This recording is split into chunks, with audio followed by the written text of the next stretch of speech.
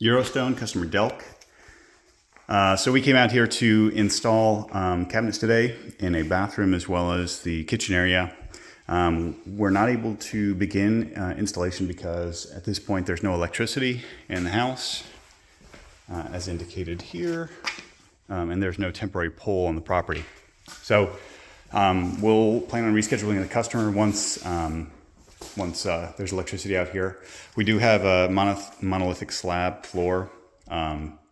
Ideal to have this sealed prior to installing the cabinets or having final flooring down if it's tile, for instance, or hardwood. That'd be ideal if that can be handled prior to us coming again.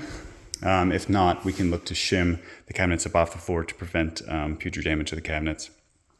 A couple things I'm going to point out that the customer will want to address again before we come back. We have right in this area is the dishwasher, and we do not have a wire for the dishwasher as of yet.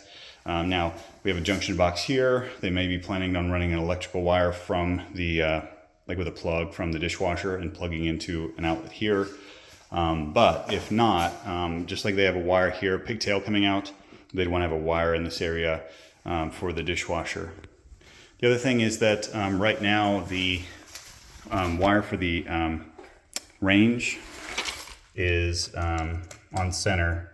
It's 5.5 inches or so from the edge of the cabinet. It's going to be to the right. They may need to move that over to the left so that when the junction box is put in, the actual outlet box is put in for the wire, that the side of the oven doesn't actually hit that and therefore prevent the oven from going all the way against the wall. So it may be wise for them to move that from 5.5 inches further towards the center of where that's going to be. One thing that we'll look to do when we do the install, right now the laser is set up where the end of the refrigerator end panel is going to come. We have 1.25 inches from this soffit. This is for ductwork to be run, so that's the function of this drywalled area. So 1.25 inches here. That's going to be an issue with our crown coming up here. So what we can look to do with a 36-inch spacing on the cabinet above is to actually go ahead and add a 5/8 inch filler on either side, allowing more room for the refrigerator to go in. And then it'll make the fridge panel come to the soffit here, and then we can actually have the crown just return to the soffit. Let me verify the depth. I think it's over 24 inches. Yeah, so that should be fine even with the large crown molding. So again, that's something we'll look to do. Simple, we can use some fillers to do that. The layout's working fine. We will have modifications, of course, we've got a peninsula coming here. We'll need to do modifications for the wire to come through, or at least through the first cabinet. They can run it for the rest. And then we have under cabinet lights, 1, 2, 3, 4 wires there. So we'll have modifications for that. Excuse me. There's no back to the sink base, so there's no modifications there. There are going to be 2 upstairs in the bathroom, which I'll show you in a minute. We will need 4 2x4x8s because we have a blind corner here.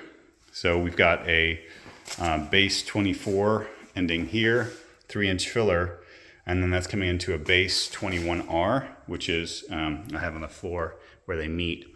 So the base 21 is going to be here.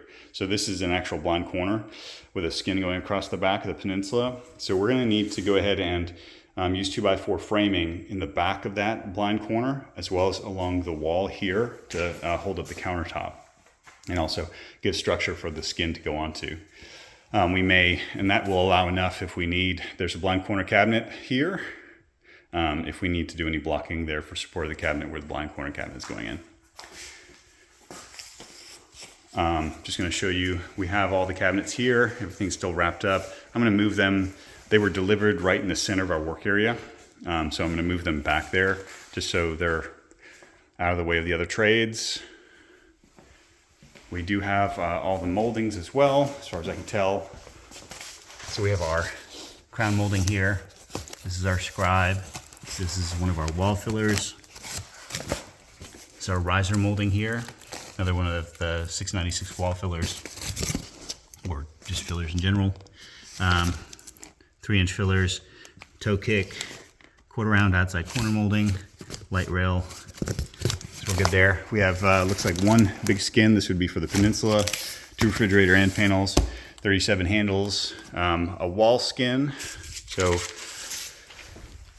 I'm gonna point out one other thing. This is here as well. I don't know if this box is what it actually goes to, but so we have a WC 2436. So it's actually a cabinet front. So it's got 2 doors on it and the face frame. So I don't know what that's for. So it'd be good for us to determine what that's, what its purpose is in this install, if it has a purpose. All right, I'm gonna show you the upstairs. All right, upstairs bathroom. So right now we are 15 inches away from the center of the closet flange. So our sink base 30. We'll have two modifications from the floor for the hot and cold water lines, because the back here is voided. We don't have to do anything for that waste line coming through the wall, and no modifications for the back, of course. All right, so that's customer delk. So we'll just look at a reschedule. If you have any questions, give me a call, 615-542-3052. Thank you very much.